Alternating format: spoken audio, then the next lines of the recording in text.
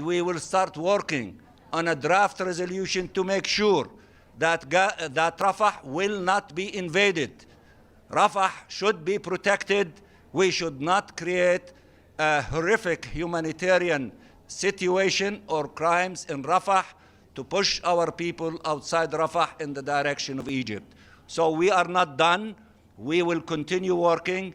The unity of the Arab group is playing a tremendous role in the unity in the Security Council, especially among the 10, and we will continue working and we will keep you informed. Talal, you are first, number one. Thank you so much.